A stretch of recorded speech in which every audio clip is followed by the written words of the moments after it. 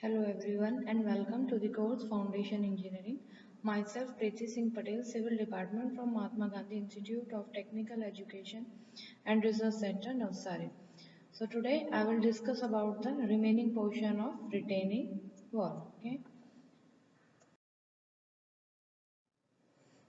So in today's lecture I will cover this topic: Rankine's theory, Coulomb's theory, stability condition for retaining wall, design of cantilever retaining wall, drainage of the backfill, sheet pile fall, diaphragm piles. Okay, so let's start the Rankine theory. So this figure shows a cantilever retaining wall and the general proportion of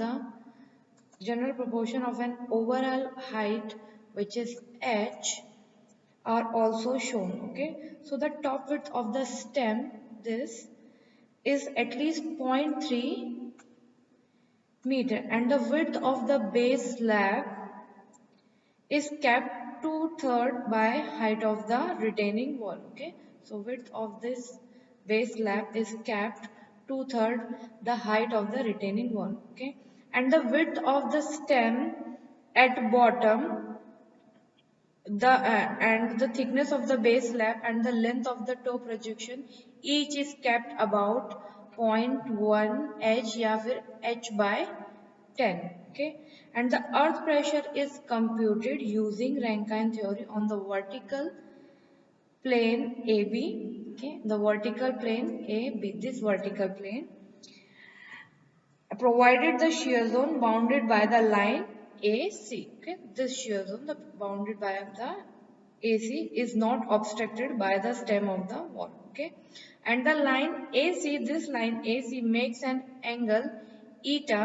Okay, this eta with the vertical line. Okay, so this figure shows the forces acting on the wall, and the Rankine pressure, which is PA, acts at an angle, okay, with the horizontal, and it is resolved into the vertical and horizontal component of Rankine pressure, PV and PH. Okay, and the pressive pressure, which is PP, is also shown, but generally it is neglected. So for using Rankine theory, a vertical line AB is drawn through the heel of wall, and it is assumed that the Rankine active condition exists along the vertical line. Okay. So this equation, where beta is the angle of shear surcharge, okay, and the angle alpha which the line AC makes with horizontal is given by this equation. Okay. Next, Coulomb theory. So Coulomb theory can also be used for the determination of earth pressure, and as it gives directly lateral pressure on back surface, okay, this back surface, and hence in this case the weight of soil, which is WS, is not considered separately, and thus for checking the stability, the force to be considered are only the lateral earth pressure, which is PA, is given by Coulomb theory, and the weight of the wall, which is WC. Okay. So next, the stability criteria, stability condition for cantilever retaining wall. A retaining wall must be stable as a whole, and it must have sufficient strength to resist all the forces acting on it. Okay. So in order that the wall may be stable, and the following conditions should be satisfied. So what are the conditions? The wall must be strong enough to resist the bending movement and shear force. Second, the wall should not overturn. Third, the maximum pressure at base should not exceed the safe bearing capacity of the soil, and the wall should not slide due to a lateral pressure. Okay, so these are the conditions the retaining wall should be satisfied. Okay. So a cantilever retaining wall is subjected to the following forces. What are the forces? Weight of the stem, okay. Then weight of the base slab, which is taken as W2. Weight of the soil supported on heel slab, which is taken as W3. And a horizontal active earth pressure, which is PA, acting at a H by 3 above the base, means height of the retaining wall divided by 3 above the base, okay. So for checking the stability criteria, so first, stability against overturning. Okay. So the factor of safety against overturning should not be less than a 1.4. Okay. So the factor of safety against overturning can be obtained by the sum of the resisting movement about toe divided by sum of the overturning movement about toe. Okay. The only overturning force is active horizontal force acting at a height of h by 3. Okay. So the resisting movement, which is Mr, are due to a different weight of like W1, W2, W3, W4 and W5 of the soil and the concrete, and the vertical components of pressure, which is PV, also help in resisting movement and its resisting movement. Next, stability against sliding. So the total active earth pressure, which is pH, acting horizontally on the wall, try to slide the retaining wall away from the backfill, and this is resisted by a frictional forces developed between the soil and the base of the wall. Okay, and the factor of safety against sliding should not be less than the 1.4. Okay, in this case only 0.9 times the characteristic heated load shall be taken into account. Okay, and the factor of safety can be determined by this equation. Okay, this equation. Next, maximum pressure at base and no tension. Okay, so tension should not develop anywhere in the wall, and for no tension in the wall, eccentricity is should not exceed b by 6. Okay, so for in this condition, maximum pressure at toe can be written by finding out by this equation, and minimum pressure at heel is find out by this equation. Okay, and the limiting value of eccentricity for zero pressure at heels can be obtained by this equation. Okay, so this means that for no tension at base or heel is equation E is eccentricity should not exceed b by 6, and the position of resultant should be within the middle third of the width, and this is known as mid. Next, check for bearing capacity failure. Okay, so the maximum pressure, which is P max at the base of the wall, should not exceed allowable bearing capacity. Okay, and the factor of safety is determined by this. Next topic, drainage of backfill. So when the backfill becomes wet due to a rainfall or any other reason, its unit weight increase. Okay, it increases the pressure on retaining wall and create unstable condition. If the water table rises, the pore water pressure develops and it causes excessive hydrostatic pressure on retaining wall. Okay, so to reduce the development of excess lateral pressure on retaining wall, adequate drainage must be provided. Okay, so for the drainage of backfill, weep holes are generally provided, and the weep holes are 0.1 meter in diameter, and their spacing varies from 1.5 meter to 3 meter in horizontal. So perforated pipes may also be used as a drainage of backfill, and they are placed at the base of the wall, and the filler material is placed around the pipes to avoid washing of backfill material in perforated pipe. Okay. So nowadays, geotextile fabric is also used to serve the purpose of filter material, and for fine granite soil causes large earth pressure against retaining wall and therefore rarely used as back material. However, if the backfill consists of fine grained soil, a good drainage coarse grained material should be placed immediately behind the retaining wall from a drainage filter. Okay, this figure shows a type of drainage filters commonly used in fine grained backfill. Okay, and the water percolated into the filter is discharged through the weep hole, and the inclined filter is found to be more effective than a vertical filters. Okay. Next, sheet piles. So sheet piles are a temporary structure used to retain a soil or water for a specific period of time to build a structure in other side of the wall. Okay, means the sheet pile is a temporary structure or special type of earth retaining structure in which a continuous wall is constructed by joining a different sheets pile. Okay, these sheets pile are made of a different material like timber, steel or reinforced concrete, or consist of a special shape which have interlocking arrangement. Okay, more recently fiber reinforced polymer have been used successfully in a number of projects where the sheet pile are driven to a shallow depth, and fiber reinforced polymer have the advantage of resisting a wide range of chemical aggressive environments. Okay, so normally the sheet piles are embedded into the ground to develop a passive resistance in front the. So this figure shows the use of sheet pile in different structures like waterfront structure and in basement. Okay, for example, if we want to build a structure with three basement floor, means underground, and there is a structure surrounded by other structure. So when the excavation process starts, if the soil under the surrounding structure does not retain by a sheet pile, this soil will fail and will move to the excavation site, and the structure above this soil may collapse suddenly.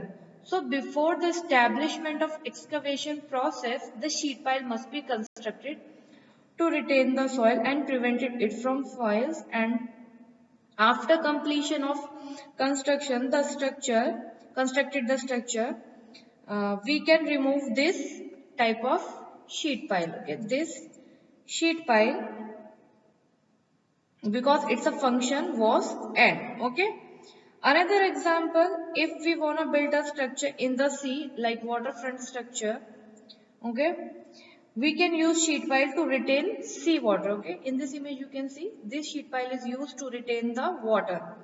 Okay, so these sheet pile to retain the seawater from flowing to the required area and then withdraw the water confined between sheet piles and thereby build the required structure. Finally, remove sheet pile because their function was ended. Okay. Next, types of sheet pile. So as I told you, the sheet pile consists of a different material: timber, RCC, concrete, steel. Okay. So by material, the sheet pile can be classified into three categories. Timber sheet piles. Okay. So timber sheet piles can be used for a shorter span and to resist a high lateral load, and it is mostly used for a temporary structure such as braced sheeting in cuts. Okay. Next, reinforced concrete sheet piles. So, reinforced concrete sheet pile are relatively high and bulky than other types of pile, and they replace a large volume. They replace the large volume of soil during driving. Okay. Next, steel sheet pile. So, steel sheet pile mostly commonly used.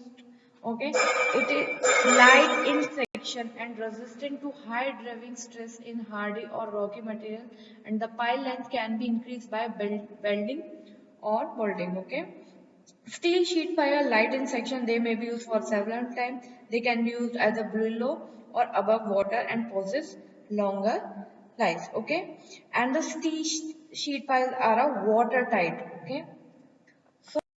Next type of sheet pile is cantilever sheet piles and anchor sheet pile. Okay, so cantilever sheet piles are usually recommended to use for a wall of moderate height measured above the D-ridge line. Okay, in such wall, the sheet pile are act as a wide cantilever beam above the D-ridge line. Okay, so is the figure of sheet pile. Okay, so with a sheet pile there another anchor is provided for resisting the large deflection forces. Next, the construction method of sheet piles. So in the construction of sheet pile walls, the sheet pile may be driven into the ground and then the backfill placed on the land side, or the sheet piles may first be driven into the ground and the soil in front of the sheet pile de-ridge means remove, or in either cases the soil used for backfill behind the sheet pile wall is usually granular. Okay, so the soil below the de-ridge line may be a sandy or clay, and the surface of soil on the water side is referred as a de-ridge line or mud line. Okay, so the construction method can be divided into a two category: backfilled structure and de-ridge structure. Okay, so this figure shows the sequence of the construction for a backfilled structure. Okay, so first The first step is de-rich the in situ soil in front and back of the proposed structure. Okay, so this figure shows the de-riching the front and back of the soil of the proposed structure. Then drive the sheet pile. Okay, second step is drive the sheet pile of the proposed site. Okay, then backfill up to the level of the anchor. Okay, then backfill up to the anchor level and place the anchor system. Okay, so this figure shows the filling of the backfill up to the level of anchor and then place the anchor system or anchor rod. After that, backfill up to the top of the wall. Okay, after that the backfill is filled up to the top of the wall. Okay, so this is the construction method of backfill structure. Okay, next, the sequence of the construction of a de-ridge structures are, okay, so this de-ridge structure, first is derive the sheet pile on the proposed site. Okay, first step is insert or driven the sheet pile into the proposed site. Second step, backfill up to the anchor level. Okay, backfill the material up to the anchor level and place the anchor system. Okay, after that, backfill up to the top of the wall. Okay, top of the wall to backfill up to the top of the wall and then de-ridge the front side of the wall. Okay, so this is the step of or sequence of the construction for a de-ridge structures.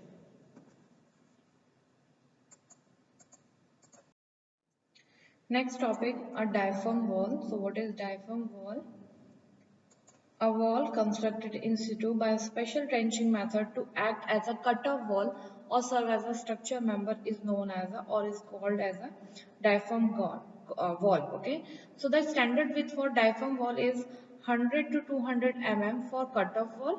Okay, and 450 to 1200 mm for structural member. Okay, and the wall is usually designed to reach a very great depth up to a 50 meter. Okay, and it is constructed to facilitate a certain construction activities such as a retaining wall, act as a cut-off wall, as the final wall for a basement. Okay, so the diaphragm wall is a reinforced concrete structure constructed in situ panels by panel, and the wall is usually designed to reach very great depth. Okay, and mechanically excavating method is next. The material required for the construction of diaphragm wall. So first is normally the cement should be ordinary Portland cement or a rapid hardening cement or rapid hardening Portland cement is used for the diaphragm wall. Next, the aggregates. So all the aggregates should conform to a IS code, and well graded codes aggregate of 20 mm size shall be normally used in reinforced concrete diaphragm wall. Okay, for plain concrete, plastic concrete or grout wall, a smaller size of aggregate may be used. Okay, next sand.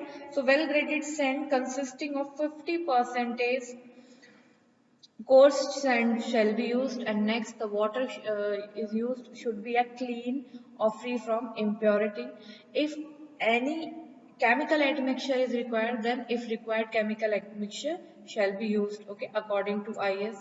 Then reinforcement, mild steel bars or deformed bar or cold work bar can be used. Okay, then bentonite slurry or sodium based bentonite shall be used in preparing bentonite slurry and concrete mix. So the water cement ratio shall not be greater than the 0.6, and the slum of the concrete for the construction of diaphragm wall used shall be 150 mm to 200 mm for ensuring easy flow through trimmy pipe used in concrete. Okay, and the concrete mix shall be suitably designed for the required slab, and 10% extra cement added for underwater.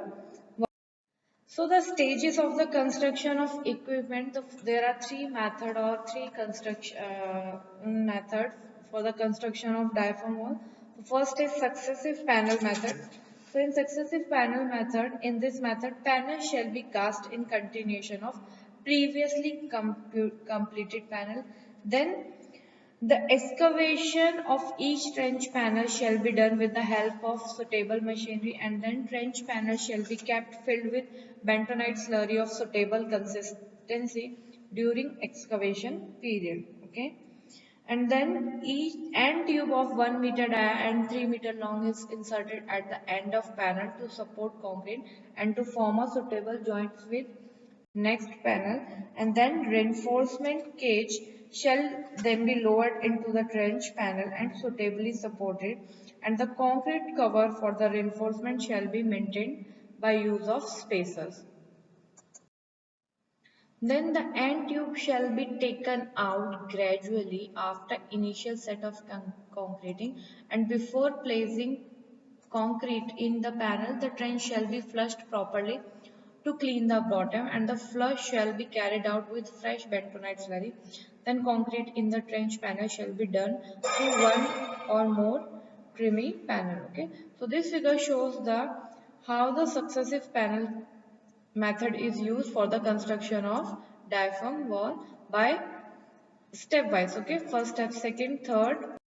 Next method, alternative panel method.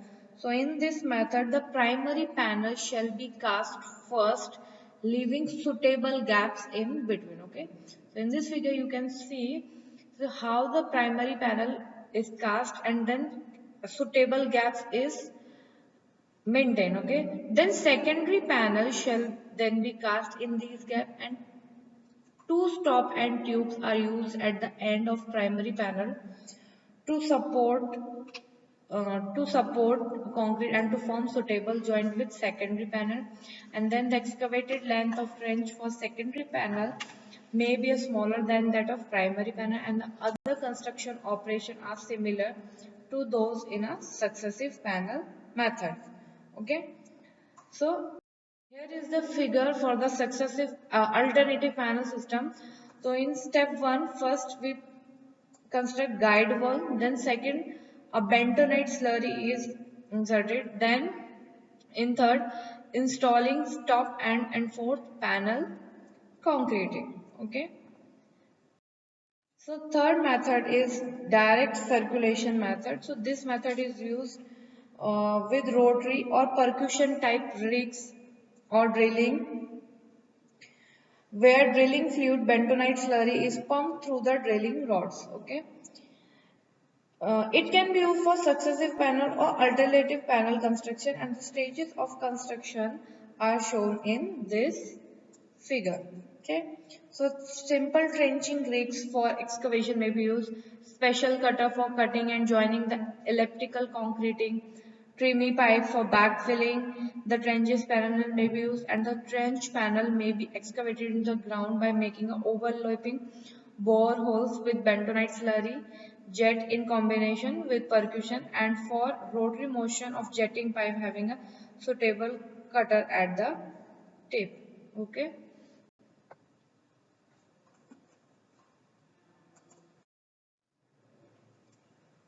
Next, wall of precast RCC panel. Okay, so the trench panel should be made in the ground using normal machines or grabs, and the trench shall be kept filled up with self-setting bentonite slurry.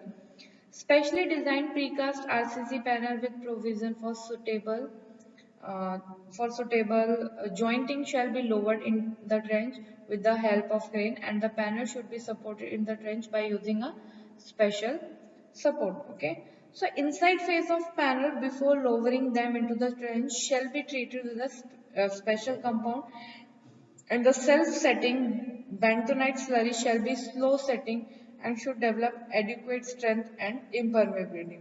Okay, and the quality of concrete in precast RCC panel is better than the achieved by trimmy concrete method. Okay, next, ground cutter wall. So when structural strength is not required, the self-setting bentonite slurry may be used to provide an impermeable cut-off wall. Next, soldier piles and leggings. So soldier pile and legging walls are some of the oldest form of retaining system used in deep excavation. Okay, this method is also known as Berlin Wall when steel piles and timber legging is used. Okay, so this method is also common.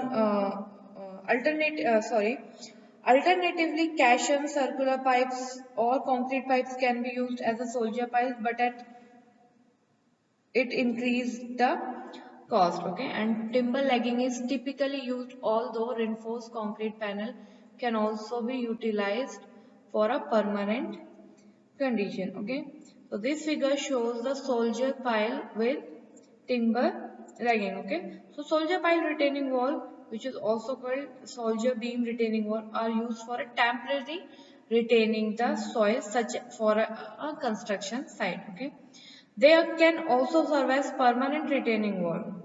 Okay, sometimes they can be used for a permanent retaining wall. Okay, so this figure shows soldier piles and legging, okay, behaving as a retaining wall. So the soldier piles are usually spaced at 6 to 8 meter apart and can also be dropped into a drilled hole and encased in a lean concrete. Okay, so you can see in this figure the soldier piles are usually spacing between 6 to 8 meter feet apart, and it can be dropped into a drilled hole. Okay, in this type hole, drilled hole, and encased with a lean concrete. So the soldier piles are formed by first constructing soldier piles at regular interval or suitable interval, then excavating in small stages and installing legging, and then backfilling and compacting the void space behind the legging. Okay. So normally our soldier piles and legging walls are the most inexpensive system compared to other retaining wall, or they are also very easy and fast to construct. So here is the some advantages and disadvantages of soldier piles and legging. So first advantage, the construction of a soldier piles and legging are fast, comparatively cheaper than other system. Okay, and installation is versatile. But the disadvantages is limited to a temporary construction. Okay, means soldier piles and legging is used for a temporary construction and it cannot be used in high water table condition because it causes decay problem in uh, wooden planks. Okay, they are not as stiff as other system. Okay, so here your topic is complete retaining wall. Okay, if you have any query or any difficulty, please free to ask. Okay, feel free to ask. Okay, thank you.